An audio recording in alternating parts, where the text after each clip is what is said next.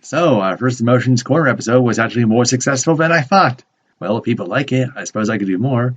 But what could I do? Do you want to talk about Season 7 MLP? No, that's too early. Maybe Season 21, Thomas. No, haven't even finished it yet. Psst. Zack! Huh? Who said that? Why not do something special? Mike, what are you talking about? And why are you whispering? We should do something special. Make it a journey beyond our previous one. Get the picture? Oh, I get it. We're back, baby!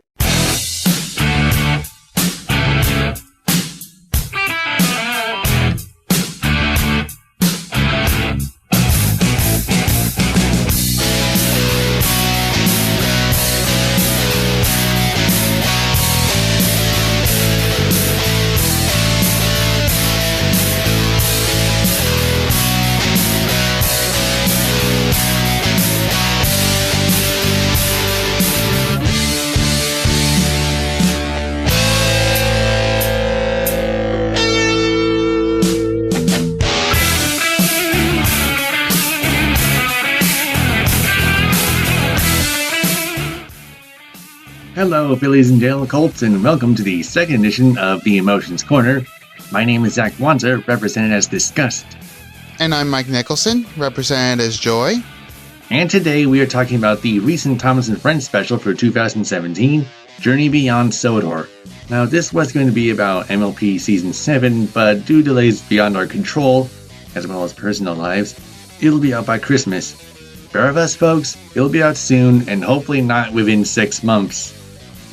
So instead, we're going to tackle another Thomas-related subject. If you watched our last episode, and if you haven't already, what the heck are you doing here? Go watch that first! Anyway, last time we talked about the 6 episodes on the Extraordinary Engines DVD that were released earlier this year. By the way, thank you guys so much for the positive feedback and constructive criticism on that review. Seriously, we really appreciate it. Now, if you've seen our previous episode, I assume you know how the review will go. But of course, there's a difference between reviewing a 9-minute episode and an hour-longish special, length notwithstanding, so things are going to be a little different this time round. Firstly, we'll tell the overall plot about the special, then we'll talk about different bits of the special, animation, music, characters, whatevs. Ooh, a hip drum for me there. I hate the word triggered. Speaking as an adult with a life, that term has got to go! All that being said, let's dive right into review, shall we? Number 1. The movie's plot. Whilst taking a train to the mainland, Henry has a terrible crash outside Vickerstown Station. This leaves Sir Topham Hatt to request James to bring Henry's train to Bridlington on the mainland, much to Thomas's annoyance.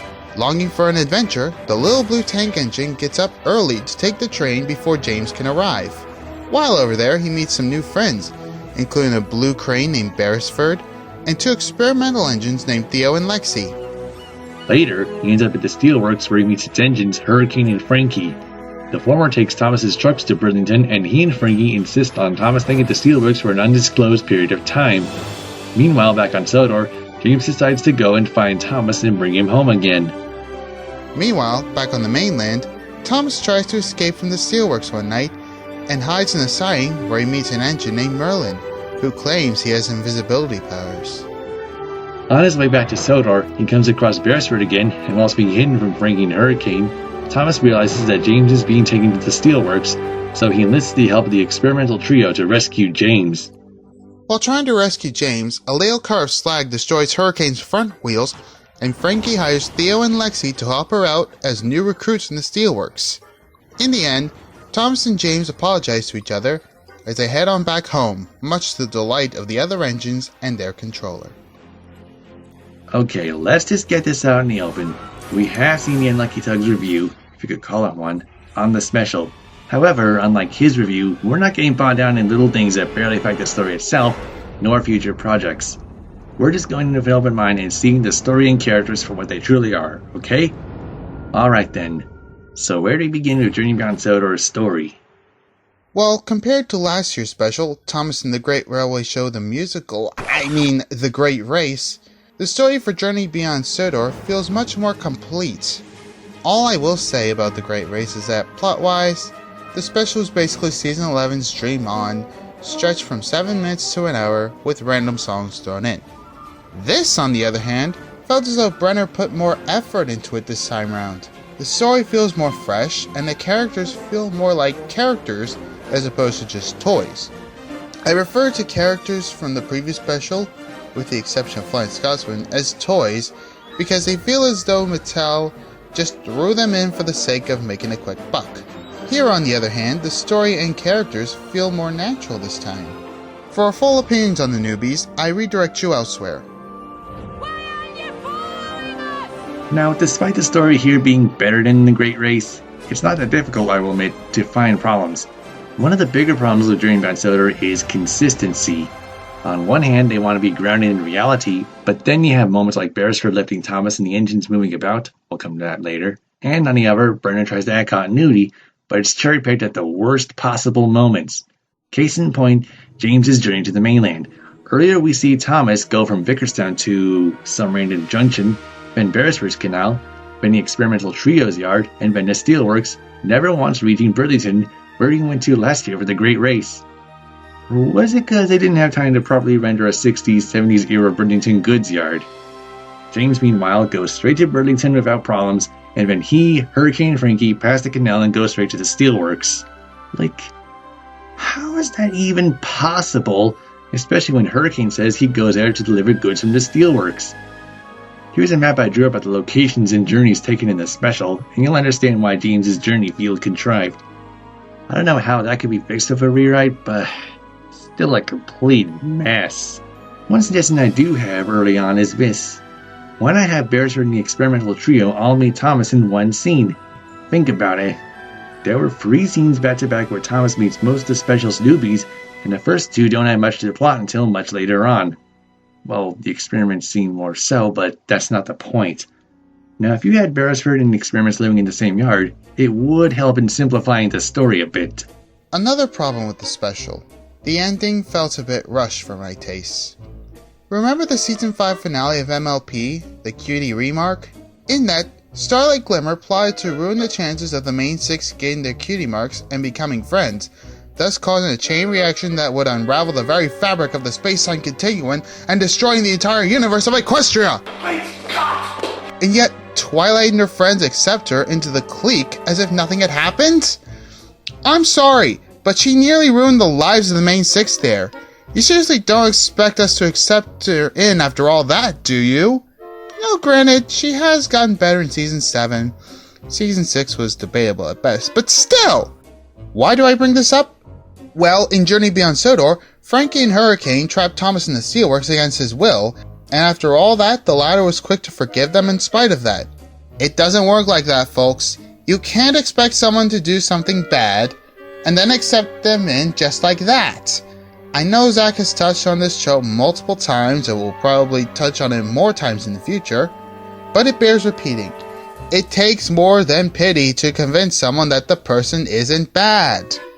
That being said, Mike, it is a great disappointment since Frankie and Hurricane are actually solid baddies for the most part, but the latter is a more shade of grey compared to the former, and the motivations are reasonable to a degree, but still doesn't excuse implied slavery in a preschool kids show. Number 2. The roles of old favorites. It's no surprise that Thomas is the lead character again, but guess who stars alongside him? Somebody has to be the favorite, the one that everybody wants to see. Yep, our number 5 Red Engine James, and he's absolutely brilliant throughout. Last time he was a major character in this special was Tale of the Brave, and people had problems with him being the, quote, antagonist, end quote. I don't agree. He was more anti-hero of anything, and I totally understood his motivations. Percy was initially scared until meeting Gator, and James couldn't resist pushing his buttons and teasing him. Later, when James got scared himself, he wanted to bring Percy down a peg or two so the others wouldn't laugh at him, and kept up with his teasing until the rock slide with the clay pits. Here, whenever James is on screen, he practically steals the show from start to finish. Speaking of red engines, perhaps the biggest surprise, for some at least, was Rosie's brief 20-second role, new voice, livery and all. Even though she doesn't contribute much to the story, it does give us a glimpse of what to expect in the future. Now, there are some fans who have had concerns about Rosie being in her new cherry red livery as opposed to her original lavender or pink livery from seasons 10 through 19. As for me, I really don't see what the big deal is. Heck, people weren't big on Rosie when she was lavender either. If you don't like her new livery, that's your opinion and you have every right to it. But don't act like an entitled jackass and start spouting idiotic beliefs that Mattel ruined a character simply because of a change in color. If you ask me, I think she needed an upgrade, especially after the complete disaster that was the Miller Nitrogen era. Between seasons 17 and 20, all she did was make cameos with no speaking roles or mentions, at best. If this is what gets her back into the limelight, then I'm all for it. Remember when I said that continuity gets cherry-picked at stupid moments? Look no further than Percy, who completely reverted to his Miller-era personality. Seriously, whatever happened to his character arc in Tale of the Brave? I do not like what they've done to the little green guy at all in the last couple of years after season 19. I didn't like it in The Great Race, I didn't like it in Free Steam Engine's Gruff, and I absolutely hate it here! Werner was willing to make references to Down the Mine and Thomas Comes to Breakfast, but not one of the best specials in Thomas history? Look, I know Percy's role doesn't affect the special all that much, but this is really frustrating. Well, my guess is that Brenner completely forgot about the continuity from Tale of the Brave. How could he have forgotten something that he wrote 3 years ago? Your guess is as good as mine. Then again, it was pretty apparent with Three Steam Engine's Gruff, so... That's no bloody excuse. It's just a wild card guess. You never know. Could happen. Fair point, I guess. Another character who's a point of contention is Sir Topham Hatt. 2 years ago with Legend of the Lost Treasure, people got upset when he got angry at Thomas despite him saving everyone from the lit dynamite. But I feel Sir Topham's harshness was justified there and in their previous scene together. Thomas was causing trouble before being reassigned to Harwick, so he needed consequences for his cheekiness. As for the dynamite, well, railway projects are expensive, and Sir Topham was frustrated that Thomas had practically sent a lot of money on dynamite up in smoke. No pun intended. That, and he thought he was trying to hurt Ryan. In The Great Race, whenever Thomas is doing something he shouldn't, Sir Topham just shrugs it off and constantly reminds him, in the audience, that they have a railway to run. It's fine and all, but it did feel like Brenner took criticism way too seriously and made Sir Topham look somewhat incompetent. It's the same problem when James complains about Thomas taking his train to Bridlington, technically Henry's, but that's not important, and Sir Topham just reassigns James to Thomas's branch line rather than, say that he'll look into things.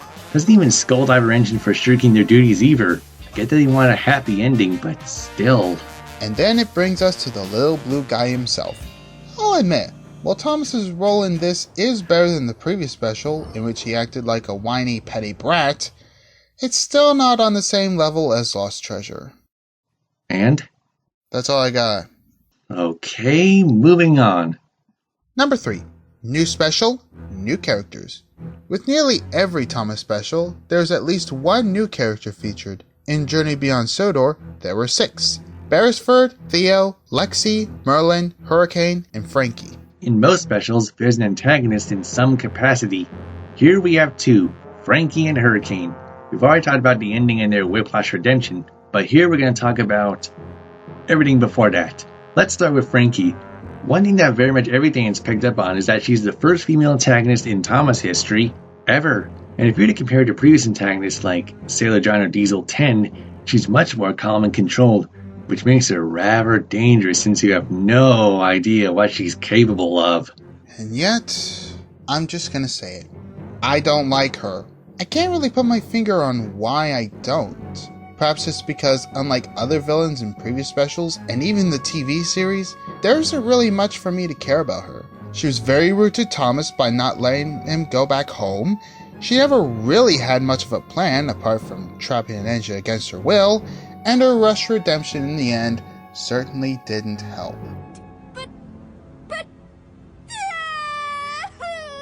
Okay, I promise I wouldn't go there again. But what about the other antagonist, Hurricane?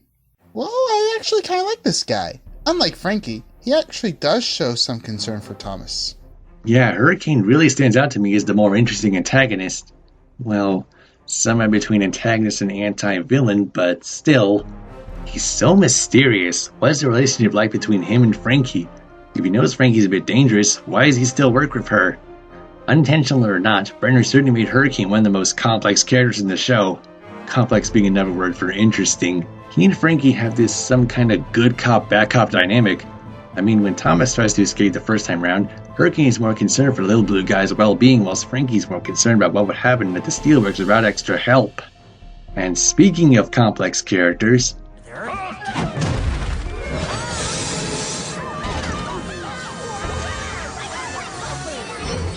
Who goes there? Hello there? Yep, Beresford the Blue Crane. And I know what you're gonna say before you leave angry comments. Yes, he doesn't add much to the story. Yes, he could easily be cut. And yes, the scene where he lifts Thomas up and bounces him like a yo-yo is ridiculous as all hell. But I still like him. I mean, if you listen to his duet with Thomas, which we'll cover in the next section, there's more to Beresford than just being a generic crane who's stuck in one location all the time. He really wants a friend, but his methods are questionable and, to put it mildly, aggressive. Comparing it to other static cranes, Beresford is perhaps the most complex. Cranky, despite being seen frequently, is just a grouch who complains a lot. Reg, whilst he has a strong character, has barely been featured since the truth about Toby 2 years ago, and it feels like the writers don't bother with Edward's branch line being developed. And I can't remember anything about those two other cranes. No matter. I like Beresford too. Sure, like Zack said, he doesn't add a lot to the story, but unlike a certain other crane who appeared in season 12, he does have a lot going for him as far as his personality is concerned. He's probably the most cynical crane character I've ever seen on the show this side of Cranky. Also, the gag where his hook bonks his nose.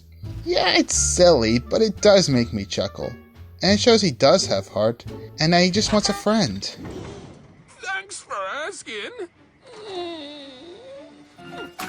And now we come to the big three, the experimental engines. We'll start off talking about Merlin, and then get to Theo and Lexi. Merlin? Invisibility on!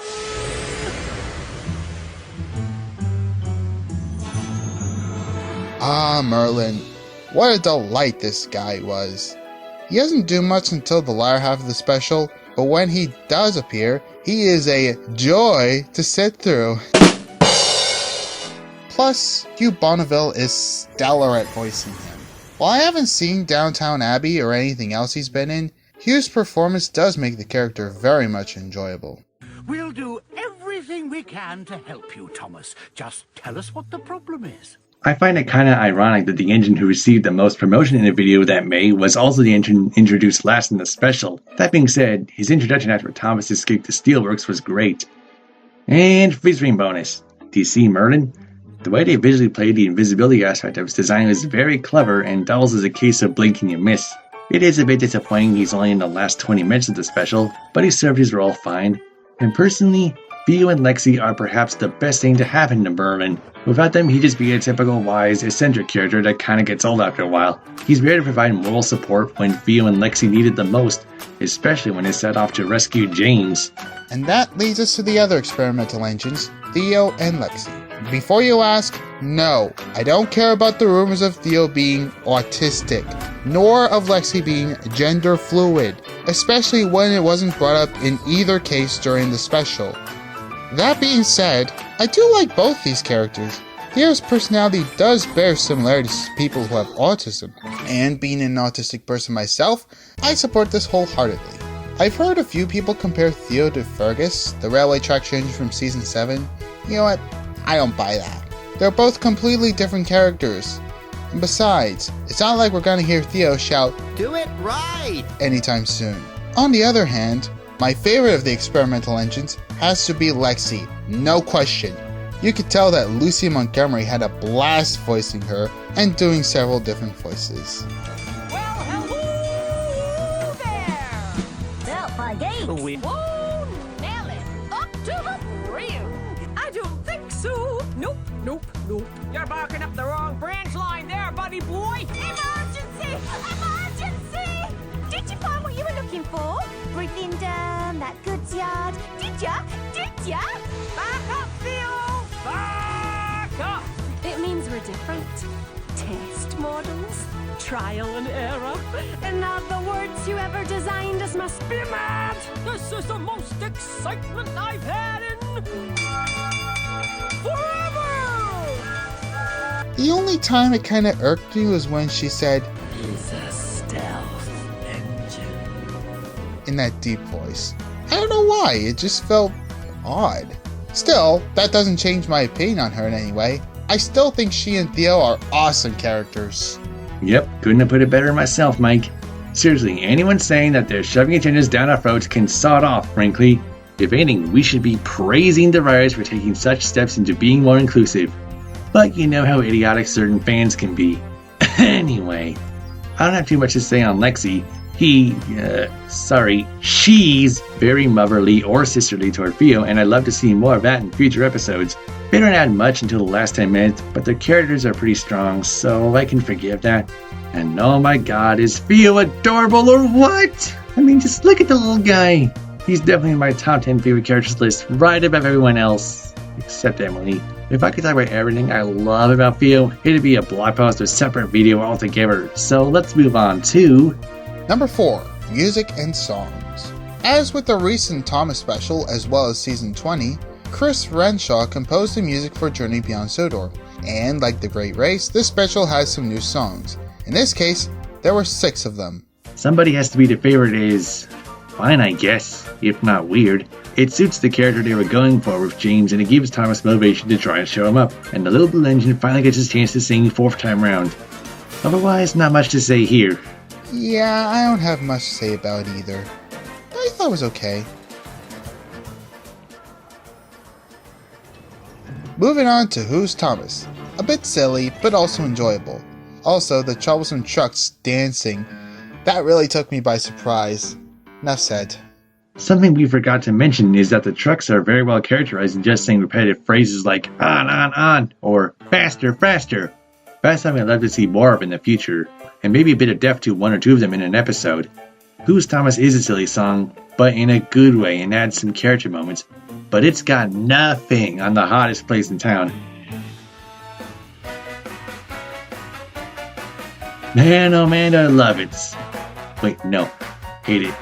So catchy, I can't get it out of my damn head. Calm down, Zach. Okay, I'm calm. So, Mike, what'd you think of this one?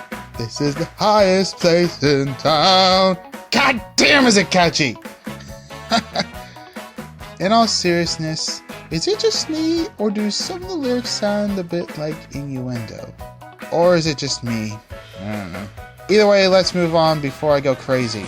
This is the hottest place in town. So now I move on to I Wanna Go Home, perhaps the most poignant song in Thomas history. He realizes how much he's messed up, and realizes the grass isn't always greener on the other side. This is probably the saddest song in the entire franchise to date. But you do feel for the little blue guy, as he misses his homeland. As far as the visuals, we see a lot of visuals that remind him of Sodor landmarks, and many of his engine friends. On that subject, why did they include Rusty, a narrow gauge character, and yet leave Duck out? Your guess is as good as mine. That said, there's not much I can say about the song itself. It does lift upward toward the end and gives Thomas motivation to return to Sodor, only to backfire when he runs off the rails into an unfinished sighting. Or whatever it's meant to be, I can't tell. Several minutes later, we return to our experimental engines with their song, We Can't Do Anything. In this, Theo and Lexi are convinced that because they're not like other engines, it can't do anything right. Merlin, however, is convinced that they can do something if they can try. Gee, where did I hear that before? You're not thinking about You Can Only Be You from last year's special, are you? Maybe? Well, anyway, at first I wasn't all that keen on this song, but listening to it more, there was much more behind the lyrics and subtext. Theo and Lexi are trying to assure Thomas that although he's messed up, they have it worse than him, which is actually a very strong theme. So strong that I can't help but admire it. Yeah, believe it or not, I quite like this one. It goes to show that because someone is different, it makes them think they're no good. I relate to this deeply. There were times in my life where I felt I wasn't good enough, so I do feel for these two. Fun fact, when I was on vacation with my sister in September, and we were watching this movie, I found myself singing along to the chorus. And now we come to the final song on this. The most important thing is being friends. I don't have too much to say about this one, but I do like it for the most part. So I'll let Zach take it from here.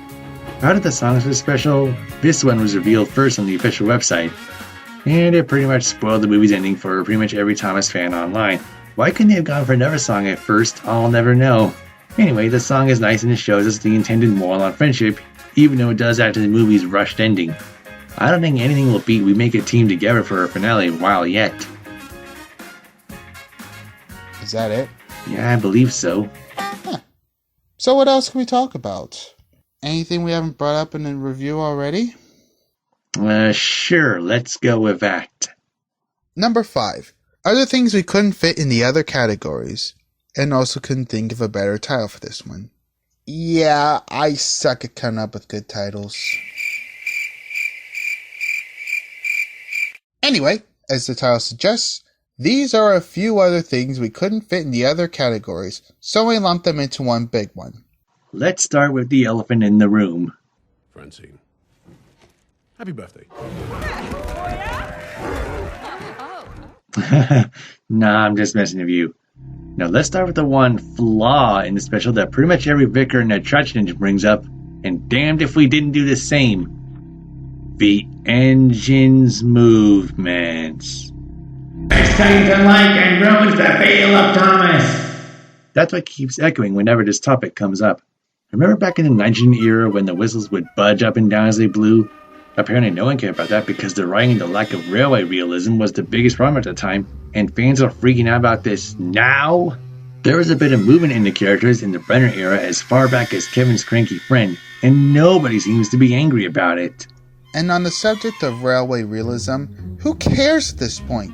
This isn't the time of the Railway series, people. The show stopped being like that ages ago. If the quality of the writing is the most important part of the show at this point, why should anyone complain about railway realism now of all times? By the way, I find it hilarious about how people are complaining about realism in Thomas when real engines do not have faces, nor are they sentient. I'm just saying. I believe the word fans are looking for is grounded.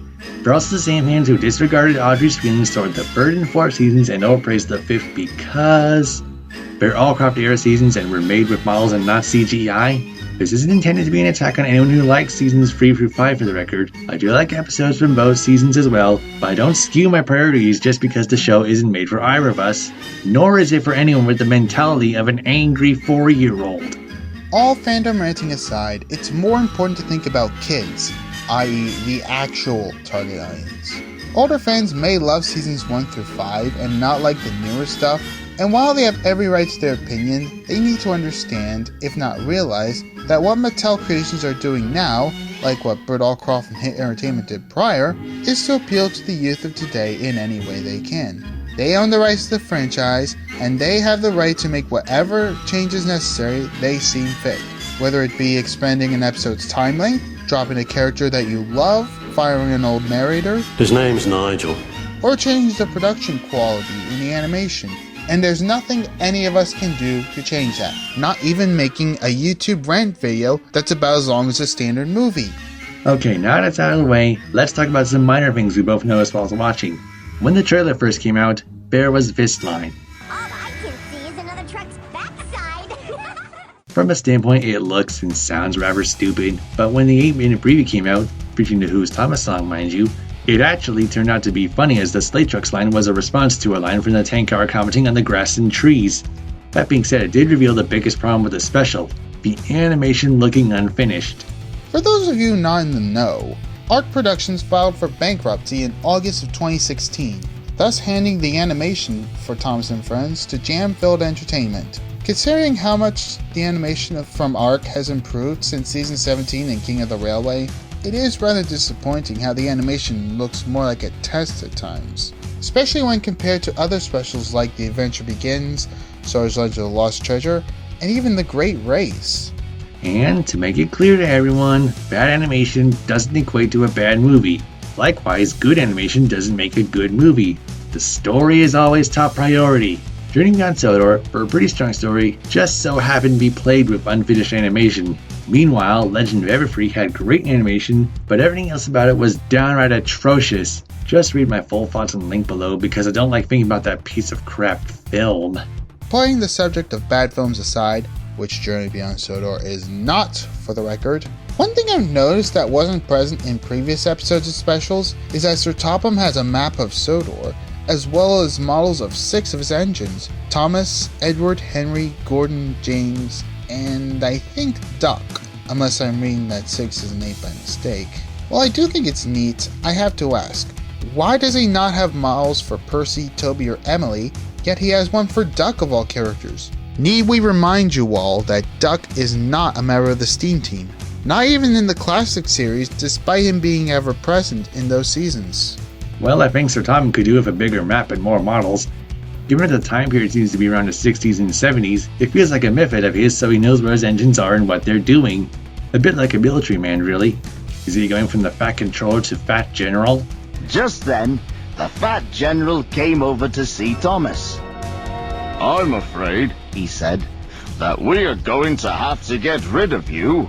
You're out of date and useless. A bit of a girl's tank, to be honest." Thomas was very sad, a bit like me. I used to be in a band once and... Then there's the Diesel Hunters from the Great Race. I was surprised to see them return, and that 2 of them actually spoke. Uli, you seen a cheeky blue tank engine, numbered 1? Nope. And apparently one of them is named Ollie. Good to know. Does that mean they'll be used more often for mainland scenes? They could do with more than just OH shunters. They might. Who knows? It'd be cool if they do. What else was cool was... well, look at James's expression whenever he's cross or annoyed. It almost looks a bit like his angry face from the model era. The first time I watched this, I didn't notice that. But after watching it a second or third time, yeah, I can kind of see the resemblance. So, was there anything else you wanted to talk about regarding the special, Mike? Anything on your notes? Let me see.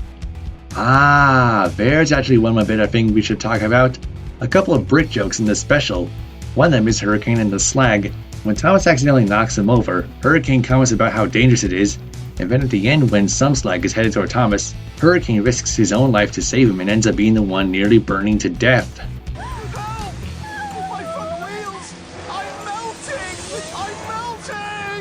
Since you brought it up, Zack, I think we should also mention that there are a few references to the 1939 classic The Wizard of Oz. In addition to the aforementioned clip of Hurricane, there is another scene we should bring up. Thomas, I have a feeling we're not on Sodor anymore. You've been away from Sodor for like several hours, man. Why would you say it now? But anyway, when Tom sees the Steelworks for the first time, it does look a bit like Emerald City. And the other brick joke is the one character we only mentioned 4 times previous, Henry. In the special's cold open, Henry had an accident with the troublesome trucks near Vickerstown, so he was sent to the steamworks in Croven's Gate. Towards the end of the special, he was repaired and left for Tim's sheds, only to leave us with... What did I miss? Pretty much the entire movie, big guy. And a good place to finish up right here in Venn. Number 6. How does Journey Beyond Sonar... Wait, what? Number 6. How does Journey Beyond Sodor hold up? I think it'd be fair to say that Journey Beyond Sodor is an ambitious movie, but I don't feel it matches Sodor's Legend of a Lost Treasure. Not to offend anyone, but I do feel people think they're equal because many were disappointed by the Great Race. Like any other special, JBS has its problems. There's inconsistency abound, Percy is poorly written, the animation is pretty poor in some scenes, and Frankie is a pretty half-baked villain.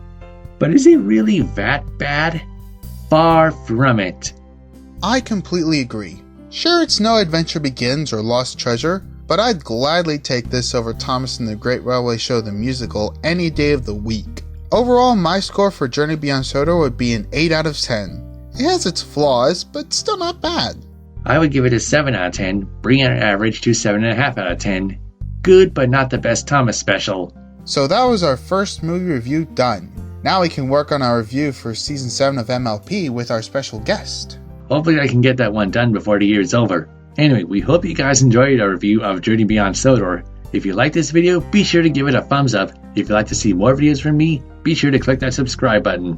Till next time, I'm Zack Wanzer. And I'm Mike Nicholson. and this has been the Emotions Corner. Bye!